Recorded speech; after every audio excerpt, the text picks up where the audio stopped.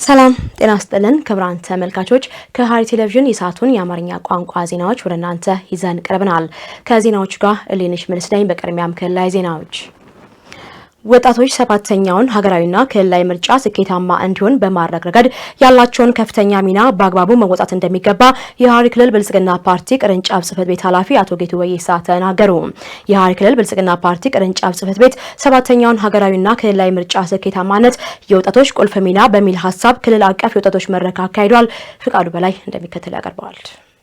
ወጣቶች ሰባተኛውን ሀገራዊና ክልላዊ ምርጫ ስኬታማ እንዲሆን በማድረግ ረገድ ያላቸውን ከፍተኛ ሚና በአግባቡ መወጣት እንደሚገባ የሐረሪ ክልል ብልጽግና ፓርቲ ጽሕፈት ቤት ኃላፊ ጌቱ ወይሳ ተናግረዋል። የሐረሪ ክልል ብልጽግና ፓርቲ ጽሕፈት ቤት ሰባተኛውን ሀገራዊና ክልላዊ ምርጫ ስኬታማነት የወጣቶች ቁልፍ ሚና በሚል መሪ ሀሳብ ክልል አቀፍ የወጣቶች መድረክ ተካሂዷል። በመድረኩ ላይ የተገኙት የክልሉ ብልጽግና ፓርቲ ጽሕፈት ቤት ኃላፊ አቶ ጌቱ ወይሳ እንዳሉት ወጣቶች በሀገራዊ ምርጫው ላይ የነቃ ተሳትፎ ከማድረግ ባሻገር ለምርጫው ስኬታማነት ሚናቸውን ማጠናከር ይገባል። የምርጫው በስኬት መጠናቀቅ ለሀገር ሰላምና ዲሞክራሲ ባህል መጎልበት ያለው ሚና የላቀ መሆኑን ገልጸዋል። የህብረተሰቡን ከፍተኛ ቁጥር የያዙት ወጣቶች በምርጫው የነቃ ተሳትፎ ማድረግ የሀገሪቱን ቀጣይ አቅጣጫ በመወሰን ረገድ ያለው ፋይዳ የላቀ እንደሆነ ነው የተናገሩት። ወጣቶች ለመራጭነት ካርድ በመውሰድ ድምጽ ከመስጠት ባለፈ ለምርጫው ሰላማዊነት የበኩላቸውን ከፍተኛ ሚና መጫወት አለባቸው ነው ያሉት። ምርጫውን እንዲደናቀፍ የሚፈልጉ አካላት የሚነዙትን የሐሰት መረጃ በመከላከልና ሌሎችንም ግንዛቤ በማስጨበጥ ስራ ላይም መሳተፍ ይገባል ብለዋል። በክልሉ ብልጽግና ፓርቲ ወጣት ክንፍ ኃላፊ ወጣት ሙስጠፋ ኢልያስ በበኩላቸው ለሰባተኛው ሀገራዊና ክልላዊ ምርጫ ወጣቶች ንቁ ተሳታፊ እንዲሆኑ የሚያስችሉ ስራዎች የተሰሩ ይገኛሉ።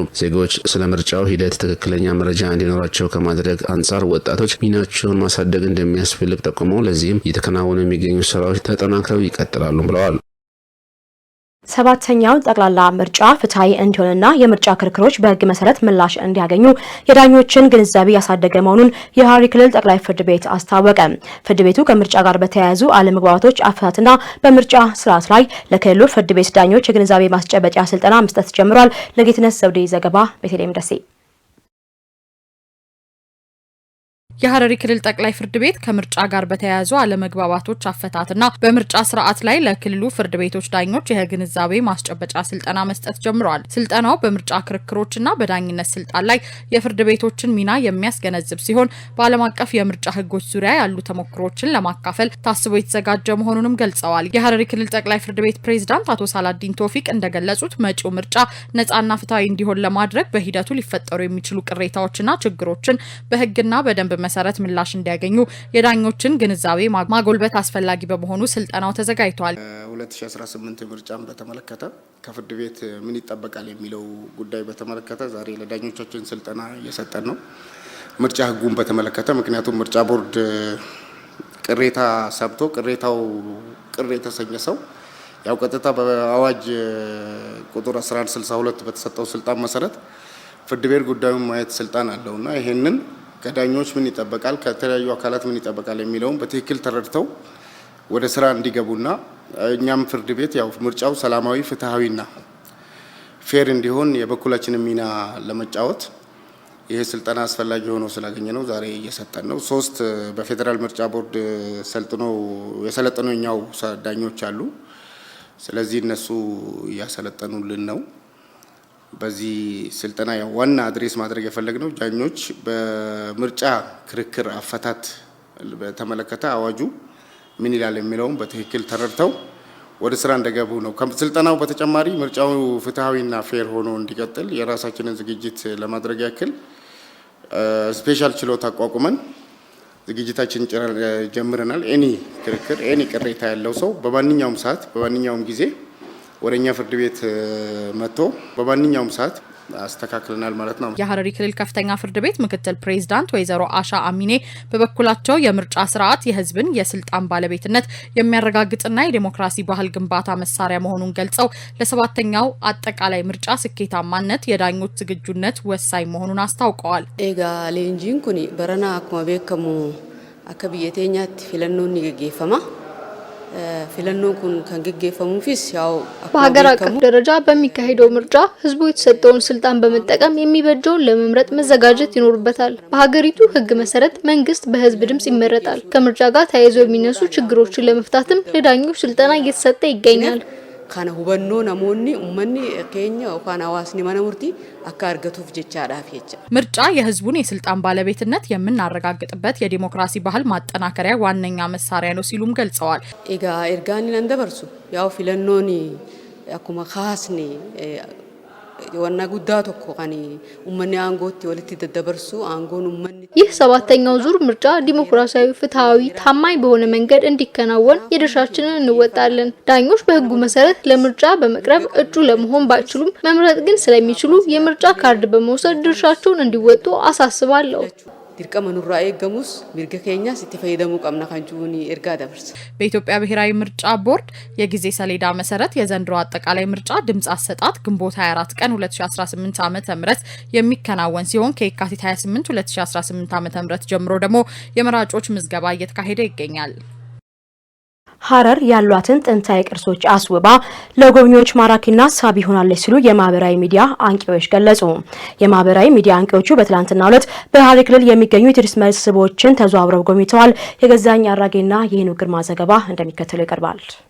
የሰላም ሚኒስቴር የሰላም ቱሪዝም ለሀገር ግንባታ በሚል መሪ ቃል ለማህበራዊ ሚዲያ አንቂዎች በሐረር ከተማ የምክክርና የጉብኝት መርሃ ግብር አካሂዷል። ርዕሰ መስተዳድር አቶ ወርዲ መድሪ በዚህ ወቅት እንደገለጹት የሰላም፣ የፍቅር፣ የመቻቻልና የአብሮነት ከተማ ወደ ሆነችው ሐረር እንኳን በሰላም መጣችሁ መልእክታቸውን አስተላልፈዋል። ሐረር የሰላም፣ የመቻቻል፣ የአብሮነት ከተማ የተባለችበት ዋናው ምክንያት ሐረር ላይ ብዝሃነት እንደ ስጋት ስለማይታይ ነው። ሐረር ላይ ልዩነት ውበት ነው። ሐረር ላይ ግን ጅብና ሰው የሰላም ስምምነት አለ፣ አግሪመንት አለ። የጀጎል ግንብ ያው 5 በሮች አሉት።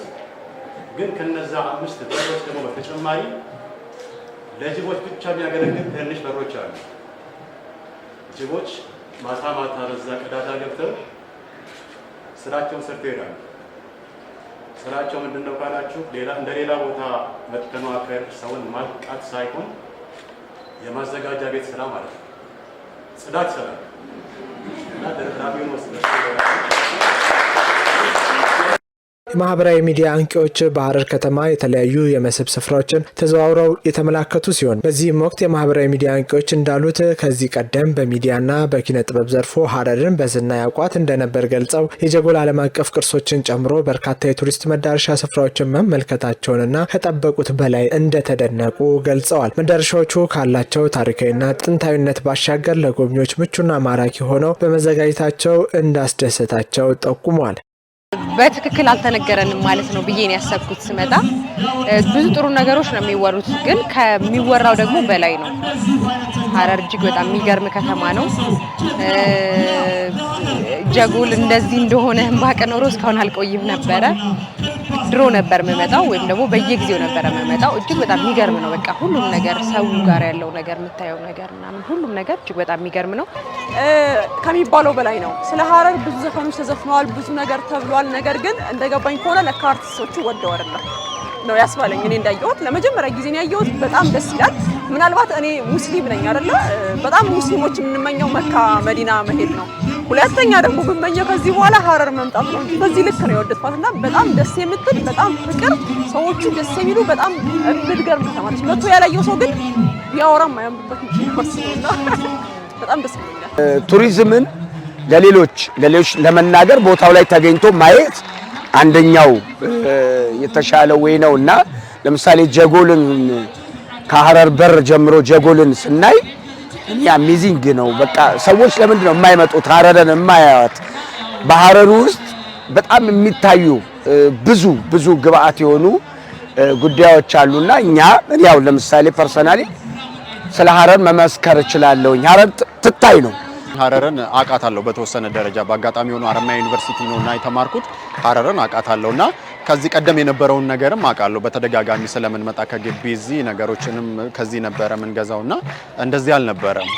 ሐረር በጣም ለውጥ አለ ማለት ሰውም እንደምታየው ኢንጆይ እያደረገ ነው ያለውና የኮሪደር ልማቱም አሪፍ ነው፣ ጥሩ ነው።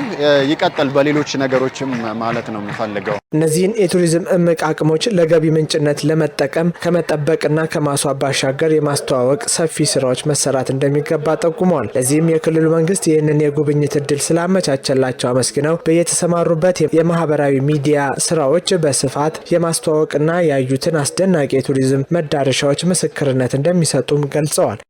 በእያንዳንዱ ቪዲዮዎቻችን በሰራነው ላይ ኑ ነው እያልን ያለ ነው። ኢቭን ለማብራራት ራሱ በቂ ቃላት እስከሚያጥር ድረስ ማለት ነውና መታችሁ እጅግ በጣም የሚገርም ከተማ ነው። እጅግ በጣም የሚገርም ታሪክ ያላት ሀገር ናት። እባካችሁ ኑ ወደ ሀረር ማለት ፈልጋለሁ። ጎብኟት። በቃ ሲያዩት ሲኖሩባት ነው። ኢቭን ስለ ሀገርህ እንኳን ፍቅር ይጨምራል ሀገርን ስታየውና ዝም ብለህ ሶሻል ሚዲያ ላይ የምታየው ነገር ሳይሆን ሄደህ ቦታው ላይ ተገኝተህ ስታየው ፍጹም የተለያየ ነው። እዚህ ጋር እውነታውን ነው የምታየው፣ ቴስት ነው የምታረገውና እኔ መታችሁ ጎብኟት ነው። ሀረርን ሀረርን መታችሁ እዩዋት፣ በደንብ እዩዋት። በተለይ ደግሞ ማህበረሰቡን በደንብ ነው የሚንከባከባት። ሀረርን እኑና ጎብኙ ማለት ፈልጋለሁ። ሀረር በጣም ውብ ከተማ ናት።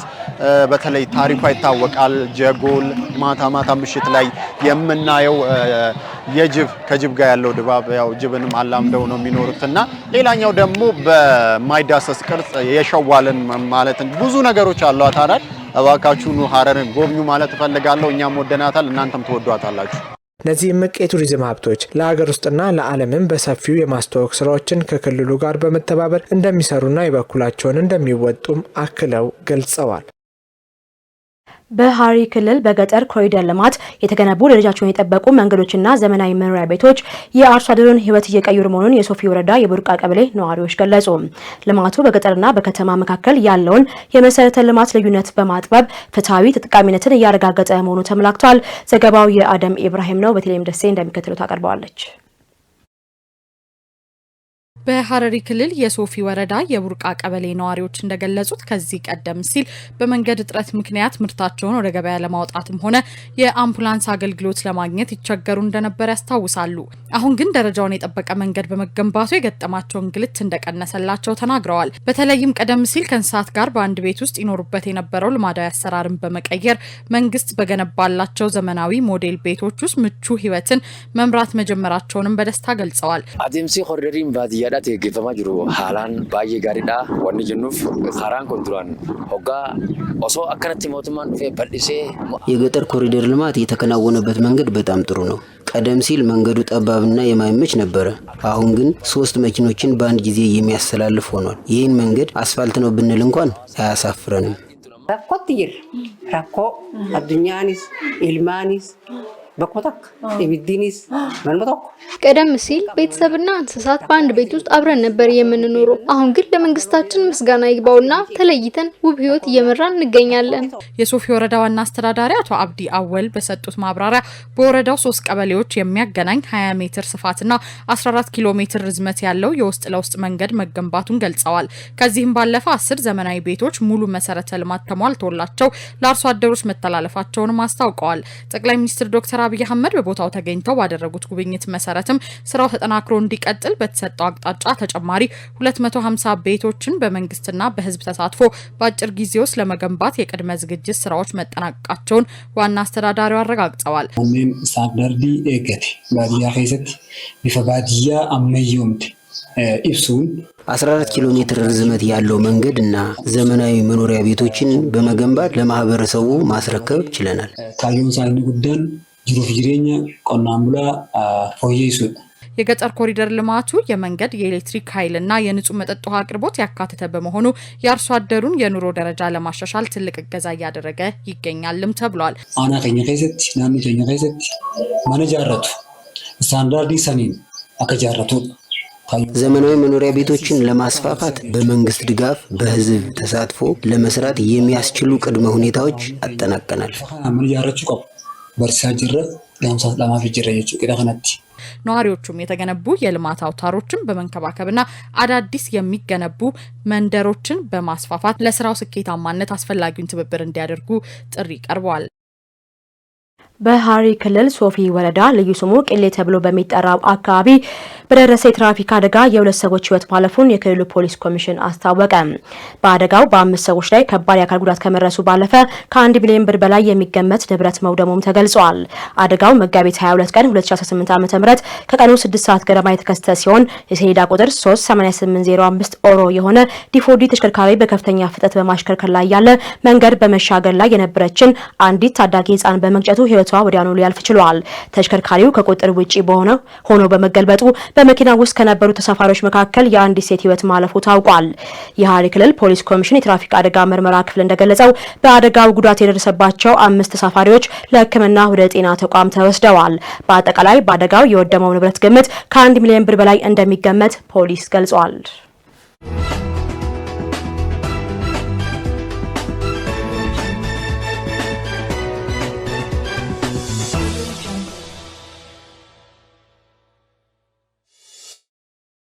ክቡራን ተመልካቾች ከሐረሪ ቴሌቪዥን ዜናዎቻችን እንደቀጠሉ ናቸው። ወደ ሀገር አቀፍ ዘገባዎች ተሸጋግረናል። ሀገራዊ ለውጡ ኢትዮጵያ በግብርናው ዘርፍ የምርታማነት አቅምን በማጎልበት የምግብ ሉዓላዊነትን እንድታረጋግጥ የሚያስችሉ ስኬቶች የተመዘገቡበት መሆኑን የግብርና ሚኒስትር ዴኤታ ፍቅሩ ረጋሳ ገለጹ። በሌላ ዜና የኢትዮጵያ ሀገራዊ ምክክር ኮሚሽን ከትግራይ ክልል ባለድርሻዎች ጋር አጀንዳ ማሰባሰብና የተሳታፊ ልየታ መርሃ ግብር ማካሄድ ጀምሯል። እኚህና መሰል ሀገር አቀፍ ዘገባዎች እንደሚከተሉት ይቀርባሉ።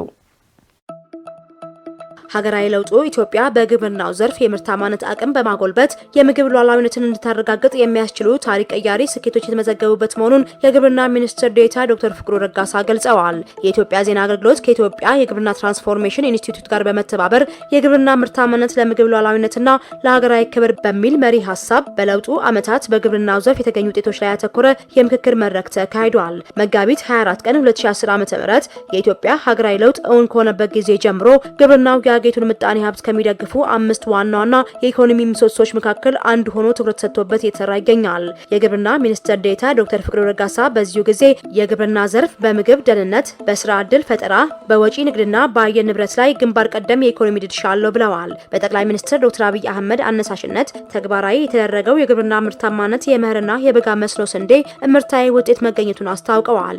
የሀገር በቀል የኢኮኖሚ ማሻሻያ የፖሊሲ አቅጣጫም ለዘመናት ስንዴ ሲሰፈርለት የነበረን ሀገርና ህዝብ የምግብ ሉዓላዊነትን በማረጋገጥ ራስን ወደ መቻል እምርታዊ ሽግግር ያደረገ መሆኑን ማብራርተዋል። በሌማት ትሩፋትና በአረንጓዴ አሻራም የምግብና የስነ ምግብ ስርዓትን የሚያሻሽል ውጤታማ የምርታማነት አቅም መፍጠሩን አንስተው በቀጣይም የኢትዮጵያን የተሟላ የግብርና ሉዓላዊነት ለማረጋገጥ የተመዘገቡ ስኬቶች ተጠናክረው እንደሚቀጥሉ ማረጋገጣቸውን ኢዜአ ዘግበዋል።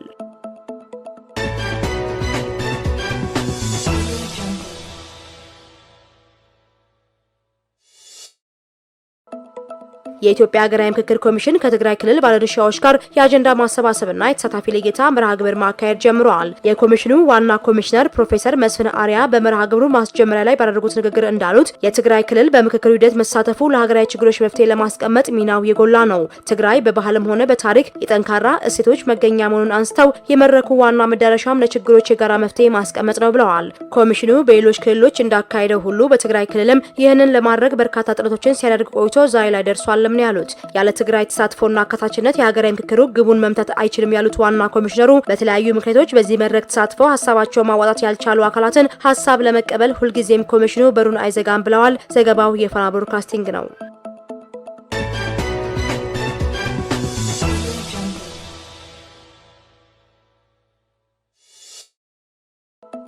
የቻይና ባንክ ለቢሾፍቱ ዓለም አቀፍ አውሮፕላን ማረፊያ ግንባታ ማስፈጸሚያ የሚውል የፋይናንስ ድጋፍ ለማድረግ ፍላጎቱን አሳይተዋል። ከገንዘብ ሚኒስቴርና ኢትዮጵያ አየር መንገድ ግሩፕ የተውጣጣ የኢትዮጵያ ልዑክ ከቻይና ባንክ አመራሮች ጋር ፍሬያማ ውይይት አድርጓል። በውይይቱ ወቅት የቢሾፍቱ ዓለም አቀፍ አውሮፕላን ማረፊያ ፕሮጀክት የቴክኒካል ዲዛይን፣ የፕሮጀክቱን ማጠናቀቂያ የጊዜ ሰሌዳና የሚያስፈልገውን ፋይናንስ በተመለከተ ለቻይና ባንክ አመራሮች ገለጻ ተደርጓል። ፕሮጀክቱ ኢትዮጵያ በቀጠናው ያላትን የበረራ ማዕከልነት ከማሳደግ በተጨማሪ እንደ ንግድና ቱሪዝም ያሉ ዘርፎችን በማጠናከር ለኢኮኖሚ እድገት ወሳኝ ሚና እንደሚኖረውም የኢትዮጵያ ልዑክ አብራርተዋል። የቻይና ባንክ አመራሮች በበኩላቸው ባንኩ በአፍሪካ በሚገኙ የአየር መንገድ ፕሮጀክቶች ላይ ኢንቨስት የማድረግ ልምድ እንዳለው በመግለጽ ለቢሾፍቱ ዓለም አቀፍ አውሮፕላን ማረፊያ ግንባታ የፋይናንስ ድጋፍ ለማድረግ ፍላጎት እንዳለው ተናግረዋል። በውይይቱ ሁለቱ ወገኖች በቴክኒካልና በፋይናንስ ድጋፍ ዘርፍ በትብብር ለመስራት መስማማታቸውን የገንዘብ ሚኒስቴር መረጃ አመላክቷል።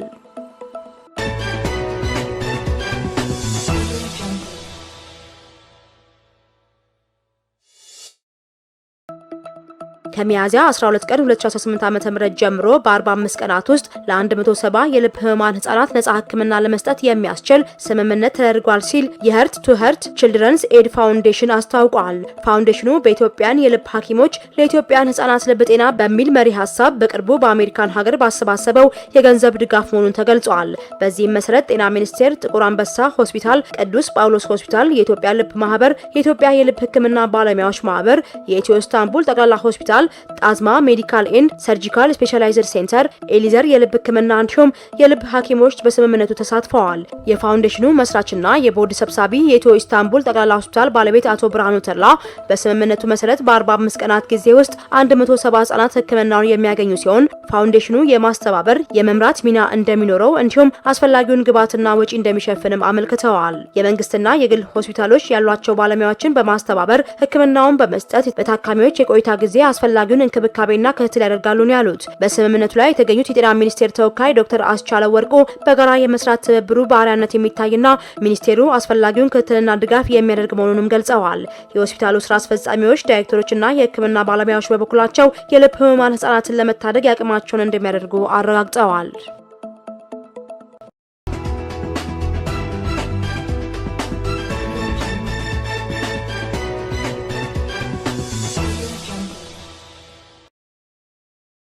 ወደ ዓለም አቀፍ ዘገባዎች ስናልፍ የአሜሪካው ፕሬዝዳንት ዶናልድ ትራምፕ ከኢራን ጋር ስምምነት ባይደረስም ጦርነቱ በ2 ወይም በ3 ሳምንታት ውስጥ ያበቃል በማለት ተናገሩ። ይህ በእንዲህ እንዳለ የኢራን እስላማዊ አብዮታዊ ዘብ በአዲስ በከፈተው ጥቃት በቀጠናው የሚገኙ የእስራኤልና የአሜሪካ ወታደራዊ ሰፈሮችን መምታቱን አስታውቋል። ለቢቢሲ ዘገባ ባህር ጠንክር። ፕሬዝዳንት ዶናልድ ትራምፕ አሜሪካ በኢራን ላይ የከፈተችው ጦርነት ከ2 እስከ 3 ሳምንት በሚሆን ጊዜ ውስጥ ይጠናቀቃል ብሏል። ኢራን ስምምነት ላይ መድረሷ ጦርነቱን ለማቆም ቅድመ ሁኔታ አለመሆኑንም ገልጿል። ትናንት በዋይት ሀውስ ከጋዜጠኞች ጋር ቆይታ ያደረጉት ትራምፕ አሜሪካ እጅግ በፈጠነ ጊዜ ከኢራን ጋር የገባችውን ጦርነት እንደምታቆም ጠቁሟል። አሜሪካ የምትወስደው ወታደራዊ እርምጃ ከ2 ወይም 3 ሳምንታት ጊዜ ውስጥ እንደሚጠናቀቅም ሲናገሩ ተደምጧል። እንደ ፕሬዝዳንቱ ገለጻ አሜሪካ ከ1 ወር በፊት ከእስራኤል ጋር በመሆን ጥቃት ከመክፈቷ በፊት ያስቀመጠቻቸውን ግቦች አሳክታለች። ዋነኛው ግብ የኢራን የኒውክሌር መሳሪያ የመታጠቅ አቅም መገደብ እንደነበረም የተናገሩት ትራምፕ አሜሪካ አሁን ስራውን እያጠናቀቀች መሆኑን አንስተዋል። አሜሪካ የኢራን ሰማይ እንደተቆጣጠረችው እንዲሁም በርካታ ከፍተኛ ፖለቲካዊና ወታደራዊ አመራሮችን ግድያ ምክንያት የአገዛዝ ለውጥ መሳካቱንም ተናግረዋል።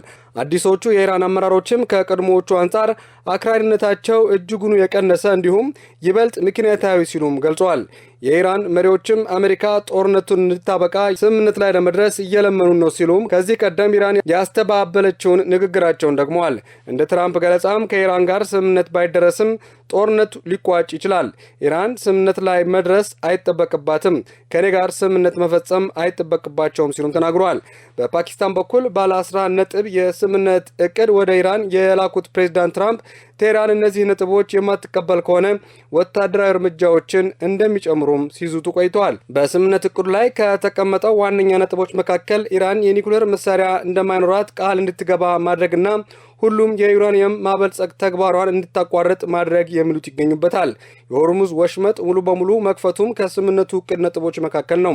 የዓለም ነዳጅ ምርትም 20 በመቶ ያህሉ የሚተላለፍበት ይህ ወሳኝ የባህር ጉዞ መስመር በመዘጋቱና በጦርነቱ ምክንያት በኤነርጂ መሰረተ ልማቶች ላይ በደረሰው ጉዳት የተነሳ በዓለም አቀፍ ደረጃ የነዳጅ ዋጋ ከፍተኛ ጭማሪ አሳይቷል። ትራምፕ በትላንቱ ንግግራቸውም አሜሪካ ወታደራዊ እርምጃ መውሰድ እንዳቆመች ጦርነቱ በነዳጅ ዋጋ ላይ የፈጠረው ተጽዕኖ እንደሚያረግብም ገልጿል። ከዚህ ጋር በተያያዘም የኢራን እስላማዊ አብዮት ዘብ አዲስ በከፈተው ጥቃት በቀጠናው የሚገኙ የእስራኤልና የአሜሪካ ወታደራዊ ሰፈሮች መምታቱን አስታውቋል። 88 የድሮንና የሚሳኤል ጥቃት በተፈጸመበት አዲሱ ዙር ጥቃት የተለያዩ የእስራኤልና የአሜሪካ ወታደራዊ ሰፈሮች ኢላማ መደረጋቸው ገልጿል። የአየር ኃይላችን በኢማድ በኮራም ሻሃር 4 እና በቃድር በተለያዩ ሚሳኤሎች ጥቃት ፈጽሟል ሲል የኢራን እስላማዊ አብዮት ዘብ በዘገባው ባወጣው መግለጫ አትቷል። በዩክሬን ጥቃት ሳቢያ በሩሲያ የነዳጅ ተቋማት ላይ ከፍተኛ ቃጠሎ መነሳቱን የሳተላይት ምስሎች ያሳዩ። ጥቃቱ ቁልፍ የባልቲክ ባህር ወደቦች ላይ የተሰነዘሩ ጥቃቶችን እንዲሁም በአቅራቢያው በሚገኘው የክሪሽ የነዳጅ ማጣሪያ ላይ የተፈጸመውን ጥቃት ያጠቃልላል ተብሏል። ምስጋና ኃይሉ የሳተላይት ምስሎችና የተረጋገጡ ቪዲዮዎች እንደሚያሳዩት ዩክሬን ባለፈው ሳምንት በባሊስቲክ ባህር አቅራቢያ በሚገኝ ቁልፍ የሩሲያ ነዳጅ ኤክስፖርት መሰረተ ልማቶች ላይ ተደጋጋሚ ጥቃቶችን ሰንዝራለች። ይህም አንዳንድ ተቋማት ለተከታታይ ቀናት እንዲቃጠሉ አድርጓቸዋል። ቢቢሲ ቬሪፋይ እንዳረጋገጠው ከመጋቢት 23 ጀምሮ ከዩክሬን ድንበር በስተሰሜን 800 ኪሎ ሜትር ርቃ በምትገኘው ሴንት ፒተርስበርግ አቅራቢያ የሚገኘው የሩሲያ ሌንግሬንድ ግዛት ቢያንስ 3 የነዳጅ ጣቢያዎች ጥቃት ደርሶባቸዋል። ይህም ቁልፍ የባሊስቲክ ባህር መደቦች ላይ የተሰነዘሩ ጥቃቶች እንዲሁም በአቅራቢያ በሚገኘው የክሪሻ የነዳጅ ማጣሪያ ላይ የተፈጸመ ጥቃትን ያጠቃልላል። የቅርብ ጊዜ መረጃዎች እንደሚያሳዩት መጋቢት 26 እና 27 የትኛውም የሩሲያ 3 የባልቲክ ወደቦች ላይ ነዳጅ ጫኝ መርከብ አልነበረም። ይህም ሞስኮ በ2022 በዩክሬን ላይ ሙሉ ወረራ ከጀመረች ወዲህ ለሁለት ተከታታይ ቀናት እንዲህ ያለ እንቅስቃሴ ሳይኖር ሲቀር የመጀመሪያው መሆኑን ማዕከሉ ገልጿል። የሳተላይት ምስሎች እንደሚያሳዩት በመጋቢት 24 በፕሪሞሲክ ከሚቃጠሉ የነዳጅ ተቋማት የሚነሱ ግዙፍ ጭስ እንዲሁም መጋቢት 27 ላይ በኡስሉጋ ላይ የደረሰው ቃጠሎና የደረሰው ከፍተኛ ጉዳትን ያሳያሉ። የዩክሬን ወታደራዊ ድሮን ኃይሎች አዛዥ ሮበርት ብሪቭዲ ጥቃቱን ዓላማቸው የሩሲያንና የነዳጅ ጫኝ ወሳኝ ቧንቧዎችን የማጣራት አቅምና የጥሬ ነዳጅ ኤክስፖርትን መሰረተ ልማትን ትጥቅ ማስፈታት መሆኑን ተናግረዋል። የዩክሬን ፕሬዝዳንት ቭላዲሚር ዜሌንስኪ እንደተናገሩት አጋሮቻቸው በዓለም የኢነርጂ ቀውስ ምክንያት ኪየቭ በሩሲያ የኢነርጂ ዘርፍ ላይ የምታደርገውን ጥቃት እንድትቀንስ ጠይቀዋል። ነገር ግን ጥቃቱ የሚቆመው ሩሲያ በዩክሬን የኢነርጂ ስርዓት ማጥቃትን ስታቆም ብቻ መሆኑን ገልጸዋል።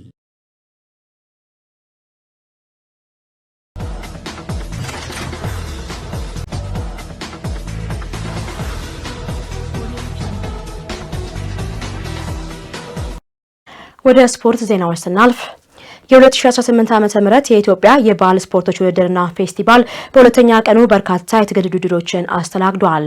በሌላ የውጪ ስፖርት ዜና የ2026 ዓለም ዋንጫ ሊጀመር 71 ቀናት ቀርተውታል። እኚህና መሰል የስፖርት ዘገባዎችን ድሉ ግሩም ጌታውን እንደሚከተል ያቀርባቸዋል።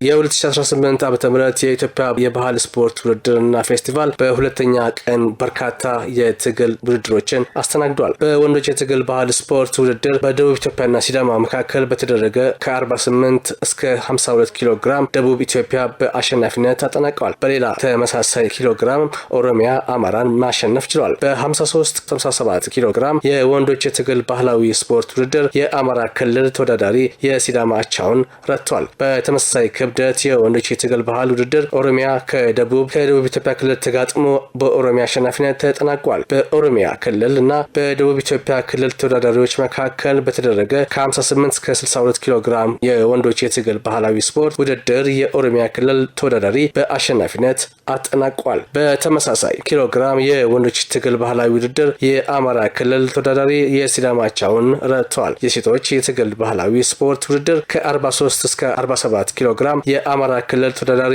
የደቡብ አቻውን ማሸነፍ ችሏል። በኦሮሚያ ክልልና በሲዳማ ክልል በተወዳዳሪዎች መካከል በተደረገ ከ43 እስከ 47 ኪሎ ግራም የሴቶች የትግል ባህላዊ ስፖርት ውድድር የኦሮሚያ ክልል ተወዳዳሪ በአሸናፊነት አጠናቋል። በጋምቤላ ክልልና በአማራ ክልል ተወዳዳሪዎች መካከል በተደረገ ከ48 እስከ 52 ኪሎ ግራም የሴቶች የትግል ባህላዊ ስፖርት ውድድር የአማራ ክልል ተወዳዳሪ በአሸናፊነት አጠናቃለች። የሲዳማ ክልልና በኦሮሚያ ከተማ አስተዳደር ተወዳዳሪዎች መካከል በተደረገ ከ53 እስከ 57 ኪሎ ግራም የሴቶች የትግል ባህላዊ ስፖርት ውድድር የኦሮሚያ ክልል ተወዳዳሪ በአሸናፊነት አጠናቃለች።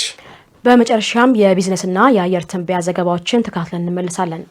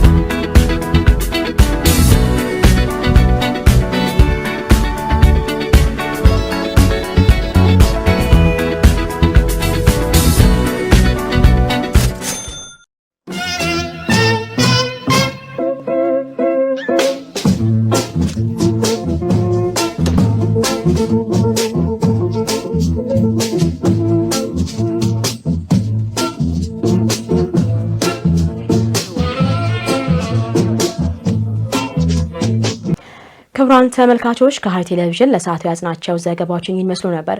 ከሐረሪ ቴሌቪዥን ጋር መልካም ቆይታ። ጤና ይስጥልን።